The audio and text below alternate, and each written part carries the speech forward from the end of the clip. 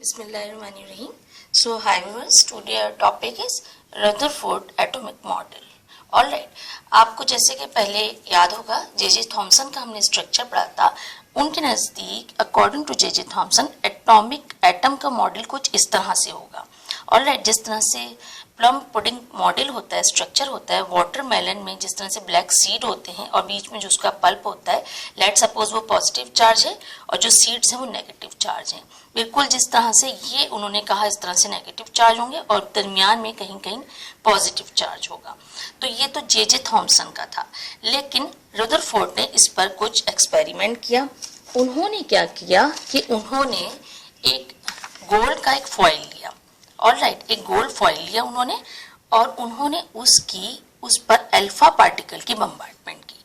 अब alpha particle क्या होते हैं? Alpha particle has positive charge.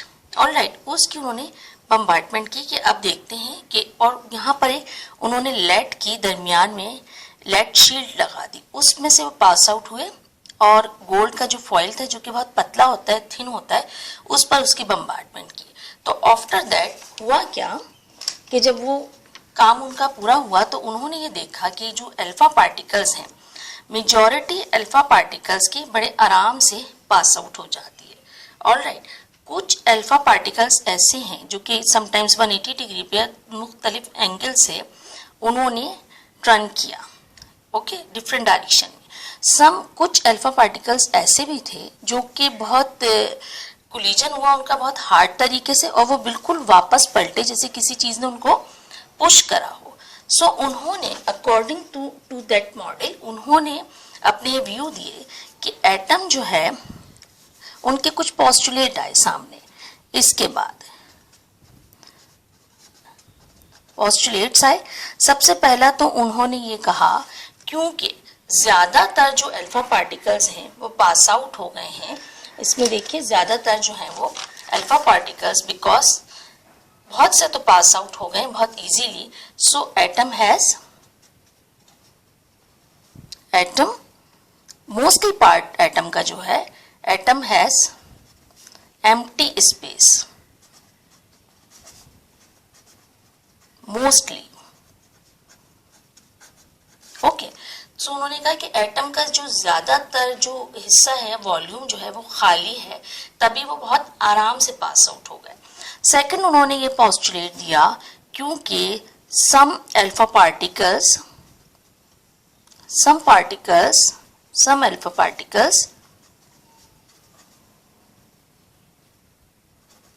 run different angle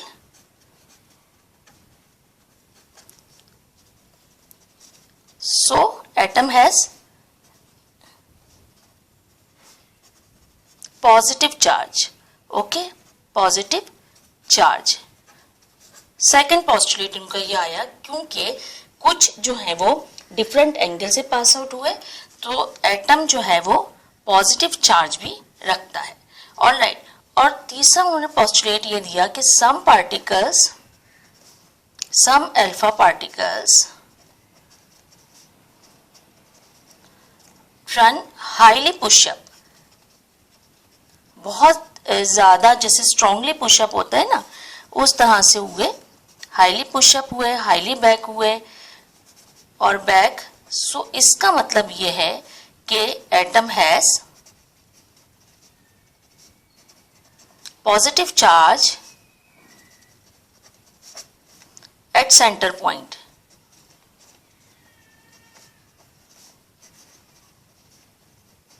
alright, let's suppose अगर हम इसको जस्ट एक एटम के तौर पे समझने की कोशिश करें, सो लेट्स सपोज ये अल्फा पार्टिकल्स हैं, इनकी बम्बार्डमेंट की गई है। ऑलराइट, सो आप ये देखें कि ये एक एटम है तो ये मेजॉरिटी तो इसकी सीधी पास आउट हो गई।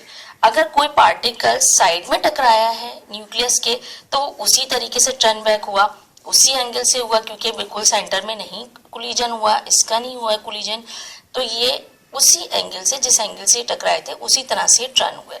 लेकिन ये वाले देखें पार्टिकल्स बिल्कुल सेंटर पॉइंट से टकराए थे तो इनको इस तरह से हुआ कि इस कोलिजन के बाद जैसे इनको बिल्कुल बैक कर दिया गया हो। ठीक है, सो उन्होंने इस तरह का मॉडल पेश किया और उन्होंने ये कहा चौथी चीज उनकी ये थी, नंबर 4 पॉइंट ये था कि इलेक्ट्रॉन हैज नेगेटिव चार्ज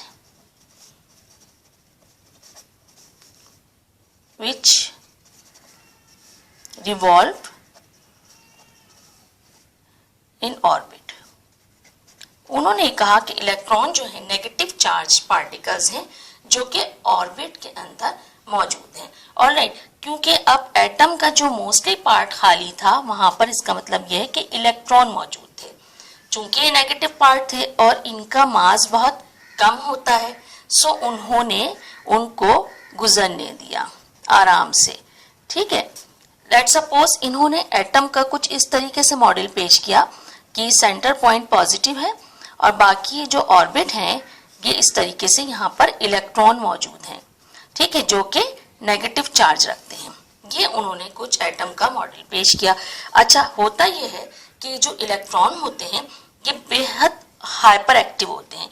ये जस्ट इस तरह राउंड राउंड इनकी मूवमेंट नहीं होती है, बल्कि ये अगर आप इनका कभी स्ट्रक्चर देखिए तो ये इस तरीके से होते हैं एक्स वाई जी एक्सिस में, और बहुत बजल करते हैं, बहुत हाइपर एक्टिव होते हैं। ऑर्बिट्स में आगे पीछे ये इस तरह से अपना जंप करते हैं। सो इसी वजह से इन्होंने एटम का कुछ इस तरीके का मॉडल पेश किया। ऑलराइट, सो इनके कुछ पोस्टुलेट थे जो इन्होंने बताया, क्योंकि जे थॉमसन की थ्योरी के बाद सबका यही ख्याल था कि वाकई कुछ नेगेटिव पार्टिकल्स तो हैं तो पॉजिटिव भी होंगे, तभी तो एटम न्यूट्रल होता है। सो वो वाटरमेलन की तरह या प्लम पुडिंग मॉडल की तरह का उसका एक स्ट्रक्चर आया। लेकिन जब इन्होंने डिफरेंट साइंटिस्ट ने इसमें रिसर्च की, बट रदरफोर्ड ने इसको प्रॉपर तरीके से इसको डिफाइन किया और उन्होंने जब बम्बार्टमेंट की और उन्होंने कहा कि ये ट्रेंड बैक हो रहे हैं मुख्तलिफ एंगल से, इसका मतलब सेंटर में ही सिर्फ प्लस पार्ट या पॉजिटिव पार्ट जो है इसका मौजूद है, और उस पॉजिटिव पार्ट को उन्होंने न्यूक्लियस का नाम दिया। ठीक है, और जो साइड में जो इलेक्ट्रॉन मौजूद थे उसको उन्होंने ऑर्बिट का नाम दिया, और उन्होंने कहा कि ऑर्बिट में इलेक्ट्रॉन मौजूद है और न्यूक्लियस में पॉजिटिव चार्ज मौजूद है, जो कि मजीद डिफाइन हुआ कि प्रोटॉन और न्यूट्रॉन की शक्ल में होता है। ठीक है, जिसमें से प्रोटॉन रखता है प्लस चार्ज, पॉजिटिव चार्ज, और न्यूट्रल इज न्यूट्रल। ठीक है, तो एटम का जो मास होता है वो न्यूक्लियस ही की वजह से ज्यादातर न्यूक्लियस ही पे डिपेंड करता है, क्योंकि न्यूक्लियस हैवी होता है और इलेक्ट्रॉन के मुकाबले में as compare to electron. Alright, so इसको मजीद आगे देखते हैं। अच्छा, इसमें जो है रदरफोर्ड के कुछ फ्लॉज थे, कुछ ड्रॉबैक्स थे। सबसे पहला तो ये था कि इलेक्ट्रॉन जो है नेगेटिव चार्ज पार्टिकल जो है जो कि ऑर्बिट में मौजूद है, वो क्या कर रहा है कि एनर्जी इमिट कर रहा है।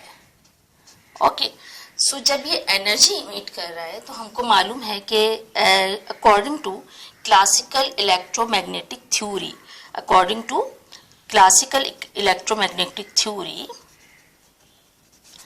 इसको मैक्सवेल ने जो है डिफाइन किया। क्लासिकल इलेक्ट्रोमैग्नेटिक थ्योरी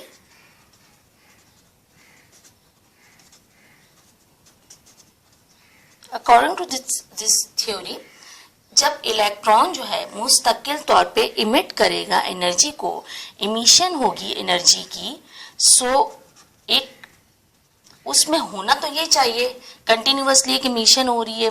ठीक है, तो फिर इसका तो एनर्जी रिड्यूस होनी चाहिए। Alright, so energy should be reduce होनी चाहिए, और एक वक्त ऐसा आना चाहिए कि इलेक्ट्रॉन को तो उसकी एनर्जी कम होते होते उसको न्यूक्लियस में गिर जाना चाहिए। सही है,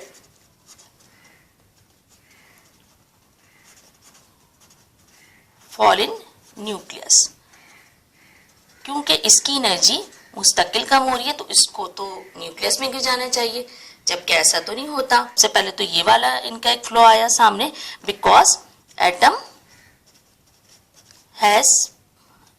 is stable. Alright, so according to Rutherford theory, यहाँ पर एक क्लासिकल इलेक्ट्रोमैग्नेटिक थ्योरी को अगर हम देखते हैं, सो इसके मुताबिक तो जब मुसलसल इमिशन हो रहा हो या एनर्जी इमिट हो रही हो कंटिन्यूअसली, तो इसका तो फिर इलेक्ट्रॉन की तो एनर्जी इतनी कम होनी चाहिए कि उसको न्यूक्लियस में गिर जाना चाहिए। ऑलराइट, सो उन्होंने रदरफोर्ड का जो मॉडल था उसमें उन्होंने यही पेश किया कि इसमें मुसलसल एनर्जी जो है वो निकल रही है, एनर्जी का अखराज हो रहा है या इमिशंस हो रहा है। सो यहाँ पर तो ये चीज़ गलत हो गई, क्योंकि एटम तो जो है स्टेबल होता है, वो तो ख़त्म नहीं हो रहा, फिर तो उसको ख़त्म हो जाना चाहिए, एक वक्त ऐसा आना चाहिए। सेकंड जो उनका फ्लॉ आया इसके अंदर वो ये था कि एनर्जी इमिशंस जो हो रही है ना यहाँ पर, अकॉर्डिंग टू रदरफोर्ड, एनर्जी जो इमिट हो रही है वो कंटिन्यूअसली हो रही है, कंटिन्यूअसली हो रही है। तो हमको जो स्पेक्ट्रम मिलना चाहिए वो तो कंटिन्यूअस स्पेक्ट्रम मिलना चाहिए।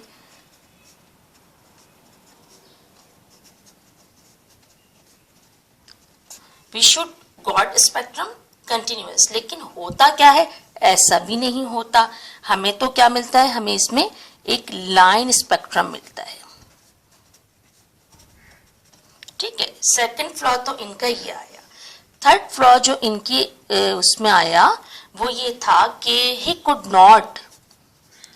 Not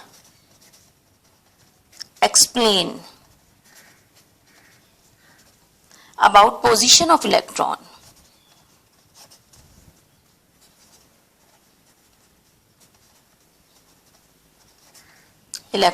in orbit।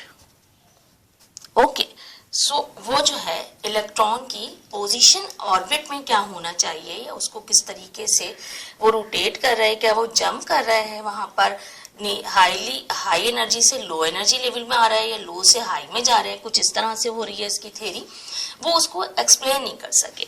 तो ये तीन फ्लॉ जो हैं उनके हमारे सामने आए। एक तो ये तीनों देखें पूरी उस पर फुलफिलिंग हो रही है। सबसे पहला तो वही था कि जब उन्होंने कहा कि इलेक्ट्रॉन मुसलसल एनर्जी इमिट कर रहा है, सो जब कंटिन्यूअसली वो एनर्जी उसमें से इमिशन हो रही है, एनर्जी की इमिट हो रही है, so according to electromagnetic theory जो है, क्लासिकल इलेक्ट्रोमैग्नेटिक थ्योरी जो मैक्सवेल ने पेश करी, उसके मुताबिक तो इसको जो है वो इसका इतना उसको एनर्जी के रिड्यूस करने के बाद उसको एक वक्त में आके न्यूक्लियस में गिर जाना चाहिए। Nucleus has positive charge, alright, but atom is stable. So ये कहा गया कि भाई ये वाली चीज तो हो गई गलत। सेकंड चीज ये हुई कि कंटिन्यूअसली जो है स्पेक्ट्रम हमें मिलना चाहिए। जब एनर्जी कंटिन्यूअसली इमिट हो रही है सो हमें स्पेक्ट्रम भी ऐसा ही मिलना चाहिए, लेकिन ऐसा तो नहीं होता, हमें तो लाइन स्पेक्ट्रम मिलता है। थर्ड चीज, वो इलेक्ट्रॉन की जो पोजीशन है उसको ऑर्बिट में क्या है उसको एक्सप्लेन नहीं कर सके। ओके, सो ये तो था एक रदरफोर्ड मॉडल और बहुत सिंपल सा था।